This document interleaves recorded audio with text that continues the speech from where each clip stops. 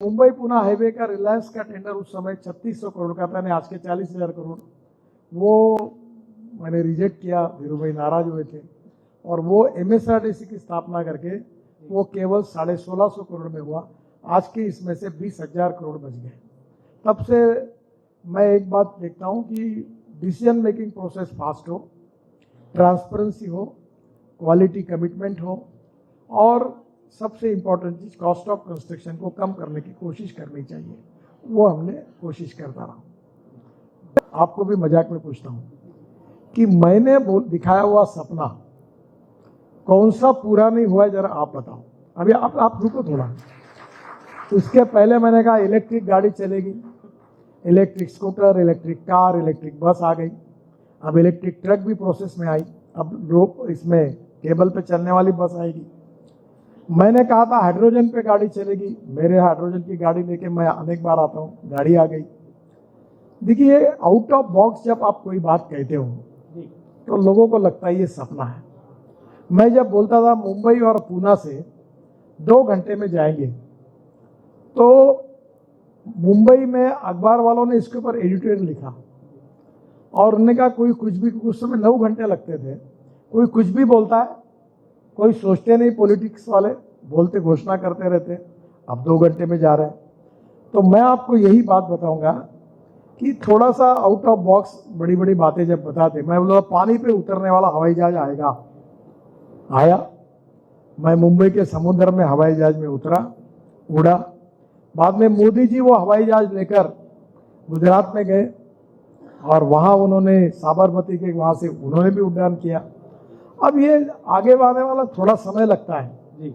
अभी Bajaj, TVS, hero, इनकी 2 wheeler, auto rickshaw ethanol पर तैयार है। अब टोयोटो के साथ बाकी भी कंपनी सुजुकी वगैरह वो फ्लेक्स इंजन ला रही है। अब हाइड्रोजन ये फ्यूचर का फ्यूल है और हम 16 लाख करोड़ का इंपोर्ट कर रहे हैं जी। और सबसे बड़ी बात जो दिल्ली वालों के लिए इंपॉर्टेंट है कि जो परली पंजाब और हरियाणा में जलती थी जी, उसके कारण दिल्ली में प्रदूषण होता था। अब मैं अध्यक्ष हूं उस एसोसिएशन का। 185 प्लांट परली से बायो सीएनजी और बायो एलएनजी बनाने के काम शुरू है। 36 प्लांट पूरे हुए हैं और पानीपत में इंडियन ऑयल ने परली से 1 lakh litre ethanol, 150 ton bio bitumen और हवाई ईंधन बायो एविएशन फ्यूल, जिसके ऊपर हवाई जहाज चलेंगे, वो भी तैयार किए, जो पेट्रोलियम एविएशन फ्यूल में जाएगी।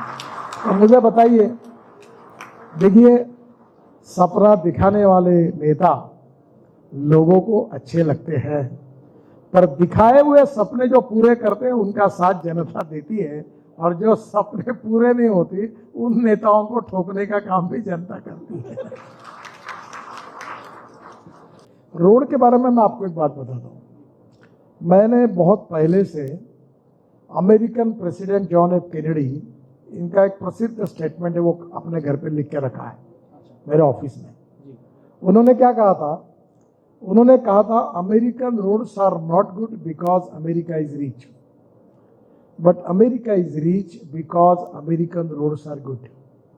अब आपको मैं बताता हूँ, मुंबई और पुणे के बीच में पुणे इतना डेवलप हो गया, इसका कारण अब मुंबई में सुबह निकलते हैं, पुणे में काम करते हैं, शाम को वापस आते हैं।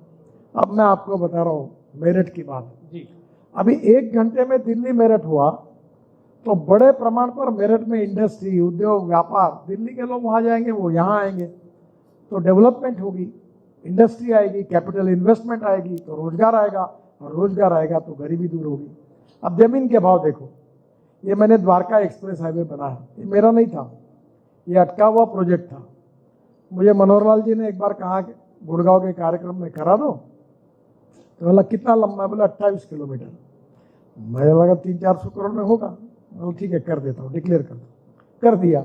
आने के बाद पता चला 8,000 करोड़ का है, और इतना बड़ा प्रोजेक्ट है, स्टेट ऑफ आर्ट प्रोजेक्ट है, लगभग पूरा हुआ। अंदर टनल है, आरओबीज है, 1, 2 लेयर, 3 लेयर्स है। अब आपको मैं बताता हूँ कि विशेष रूप से ये जो प्रोजेक्ट था, ये बनाने के बाद मुझे भी पता नहीं, मैं एक दिन मुंबई जा रहा था, एक सूट पहना हुआ लड़का आया और वो पीछे बैठा था बिजनेस क्लास में, आकर मेरे पैर छुए। बोला ये क्या कर रहे हो? बोले साहब आपने मेरा जीवन बनाया। मैंने कहा का जीवन बनाया? बोले मैं NCLT तक चला गया था, मेरा दीवाला पीट चुका था। आपने द्वारका एक्सप्रेस हाईवे बनाया, मैं आप 8 से 10 हजार करोड़ का मालिक बनाऊं, मेरे सब फ्लैट बेचे जा रहे। और देखो वहाँ जितने बिल्डर है द्वारका एक्सप्रेस हाईवे में करोड़पति बन गए, यानी करोड़पति भी नहीं, वहाँ कम से कम 2-3 लाख करोड़ रुपए की इन्वेस्टमेंट, नई टाउनशिप बनी और उनके सबके भाव दुगने तिगने हो गए, वो धनवान बन गए। तो रोड बनने से प्रॉस्पेरिटी आती, रोड बनने से इंडस्ट्री आती, रोड बनने से रोजगार आता, रोड आने से किसानों का फल फूल सब्जी दूध शहर की तरफ जाता है, रोड आने से लॉजिस्टिक कॉस्ट कम होती है, तो रोड से विकास होता है। तो नेचुरली जहाँ रोड बनता है वही विकास होता है, वहाँ नई टाउनशिप लॉजिस्टिक पार्क आता है, लोगों को रोजगार मिलता है। तो मैं बहुत अनऑर्गेनाइज हूँ और मुझे ये मीडिया के बारे में मैं सहवी नहीं हूँ, मुझे भी पता नहीं है क्यों बढ़ा है, मैंने इसके लिए कोई कोशिश नहीं की। कोविड के समय में MSME का मंत्री था, 700-800 कॉन्फ्रेंसें लोगों को धीर देने के लिए, पॉजिटिविटी तैयार होने के लिए मैं बोलते रहा। धीरे धीरे पॉपुलर हुआ, मुझे पैसे भी मिलने लगे। पर मुझे भी कोई, मैं बहुत जीनियस हूँ, विद्वान हूँ, कुछ लिख के लाता हूँ, कुछ बहुत अच्छा पढ़ता हूँ, ऐसा भी नहीं है। पर लोगों का प्रेम मुझे लगातार मिल रहा है। कभी कभी मैं यहाँ गुड़गांव में एक बीवी जी का कार्यक्रम था, तो मैं उनके कार्यक्रम में गया, उनको 25-50 साल पूरे हुए इसके लिए। तो मुझे जाने के बाद पता चला कि ये कार्यक्रम 70 देशों में हो रहा है। तो मैंने उनको पूछा भाई मुझे क्यों बुलाया, अगर इंडिया का कार्यक्रम ठीक होता, ये 70 देश में मुझे कौन जानता है, इतनी जगह पर आप लोग बैठे। तो उसने कहा कि 70 देशों, उनका सबका चॉइस था कि आपको बुलाना चाहिए। और जब मैं बाहर निकला तो अमेरिका से लेकर पूरे वर्ल्ड में अनेक लोग मेरा भाषण सुन रहे थे। तो कभी कभी मुझे मौका, अभी ये जो IIT वाले ग्रेजुएट्स हैं, उनकी वर्ल्ड में एक बहुत बड़ी ऑर्गेनाइजेशन जो भारत से गए हैं और जो वर्ल्ड के बेस्ट कंपनी के CEO थे, उनकी बड़ी कॉन्फ्रेंस हुई, उसमें मैं बोलने के लिए वीडियो कॉन्फ्रेंस से बोला। तब मुझे आश्चर्य लगा कि जो अमेरिका में बड़े बड़े कंपनी के CEO थे सब उस कार्यक्रम में थे। मुझे पता नहीं है, मैं एक ही बात बताऊं कि लोग मुझे जितना विद्वान समझते उतना मैं विद्वान नहीं हूँ, लोग मुझे जितना बड़ा जीनियस समझते उतना नहीं हूँ, मैं कॉमन मैन हूँ। और प्रेजेंस ऑफ माइंड जरूर है, तो फिर भी लोग मेरे ऊपर प्रेम करते हैं, मैं नसीबवान हूँ। मैं बहुत बार, जो शरद जोशी एक हास्य व्यंग्य कवि थे, आप याद करते कि मालूम, बहुत सुंदर कवि थे, उनकी कविता बहुत सुंदर बनती थी। उनने कहा था कि कुछ लोग नसीब लिखा कर आते हैं और कुछ लोग नसीब लिखाना भूल जाते हैं।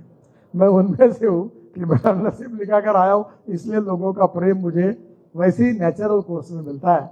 इसके लिए मुझे बहुत खुशी भी है और समाधान भी है और उनके प्रति मैं आभार